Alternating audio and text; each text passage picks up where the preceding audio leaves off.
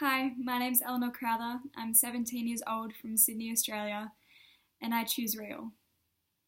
Growing up as a teenage girl in the society that we live in today, it was often really hard to say those words that I myself choose real. I choose who I am as a person. I look at myself in the mirror and I say to myself, you are enough. It was always so hard, especially in the transition going to high school. I suddenly got pushed into this world where the norm was to hate yourself. It was seen as strange and irrational to love yourself. It was seemingly conceited to say that I was more than enough.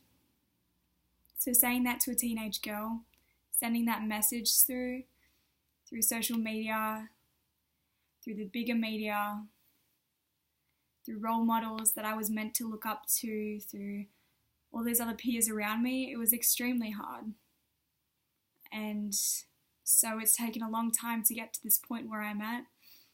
It's taken a lot of development. It's taken some really strong key people in my life, a really close support network, and just trial and error, I guess. It's easy to say those words. It's easy to say, yes, I choose real. Yes, I will make sure that I'm always supportive of myself and I always show self-confidence. It's easy to say that. I understand. I've been through that so many times, but actually implicating that into your life, that's the hard bit, right? That's the real hard bit. And it's a constant battle. It's a constant day-to-day thing because life will sometimes throw you some curveballs. A personal moment of mine that really showed how strong I was in myself was when my best mate passed away. It was incredibly hard because when something like that happens to you, you blame yourself. It's a natural instinct to feel guilty for something even if it was out of your control. And so going through that time definitely swayed my self-confidence, definitely brought about a lot of questions on whether I was good enough and whether I really wanted to be the real me. So it was definitely a hard time for me to go through, but because I had this amazing group of people around me, I had this movement to go to, this constant feed of empowerment and encouragement on my Instagram, on my Facebook, on my Twitter. It was just little reminders. Even when I thought that I didn't need them, they would pop up anyway. And they would just be such a blessing, even if I didn't appreciate it at the time. So now here I am, I'm 17 years old. I'm just about to start the HSC, the big exams, and that's definitely tough. Anyone out there who's doing their final year, it's tough, especially on your self-esteem. You know, like you're constantly being compared to all the other students, all the other past students as well. How much study have you done? How good grades have you gotten? Oh, how good's your ranking with all the other students that you're up against? It's extremely hard to be constantly compared and contrasted with other people.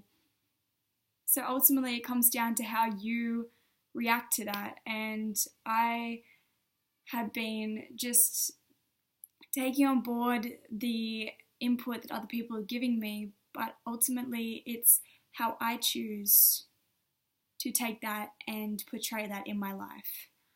I have decided that it's ultimately how much I feel I've done, and in the end of the day, that's all that counts really, is how much I feel I've done for myself. So that's definitely what choosing real is to me at the moment, is just being conscious in myself and constantly thinking, okay, how do I react to this situation? How am I going to process this? How is this going to affect me? And thinking about that first before you think about others. Now, I know that sounds selfish, that sounds awful and terrible, And that's the immediate reaction we seem to get in the society these days, is that thinking about yourself, whoa, ultimately you're a terrible person, right? Well, I've started to realize through this movement and through my experiences in life is that you're not selfish for thinking about yourself, for caring about yourself, for putting yourself first. And that doesn't mean you disregard others. That just means that you are thinking consciously about yourself constantly keeping in touch with yourself. How are you feeling mentally and physically and emotionally? So if you have that constant touch with yourself, it's easy. It's not suddenly you get caught up and you think, oh wow, when was I feeling this? How was I feeling this? How did I not realize this? And that's a tip that I definitely give to anyone who's struggling at the moment, is constantly check in with yourself. You're sitting on the bus on the way to school or work or uni or anything. Just think, okay, how am I feeling this morning? Am I feeling a little run down, a little tired?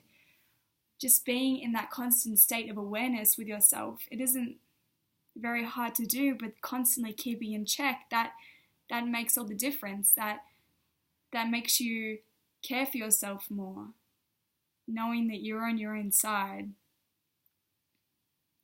And okay, a question, why am I a part of the ChooseREAL movement? Okay. I think me yabbering on has definitely shown why I'm a part of it, but not only is it for me to keep on getting these skills and these resources to continually being myself and being courageous in what I do and knowing that it's for me and that this is my life and I love myself no matter what. It's also for other people as well.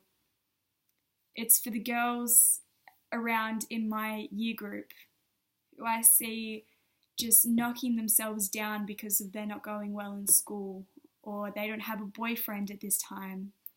And it's also for the younger girls as well. Going to my school and seeing a lot of the younger girls comparing themselves to others and that being the standard on how good they are. And of course that's not going to work out well. So having a chance to be part of this movement and show younger girls that you are beautiful no matter what that girl standing next to you looks like, or what grade she gets, or if she has a boyfriend or not, or how many friends she has on Facebook. You are beautiful too. This constant state of comparison, it's damaging to the girls of our generation that are constantly feeling like they have to be better, that they have to be different, that they have to be more in order to reach this unattainable standard, when we should be telling them that you are enough and that you should choose real. That is why I'm part of this movement. It's such a powerful statement that we are saying, and that we're constantly implicating our lives in order to act as a living example for those to follow. That's an incredible opportunity, and I'm so blessed to be a part of this. So what does you are more than enough mean to me? It means that I don't have to compare myself to other people, no matter how pretty or how skinny or how flawless the next girl is. I don't have to, because I am more than enough, and my uniqueness is such a blessing. It's such just an encouragement. So I hope that this testimony has been useful for you, and that you are encouraged to also step up and become a leading example in this movement, to be real, be yourself every day, every moment. Choose real, so that you're not only helping yourself, but you're helping others. So thank you, and I hope you have a great day.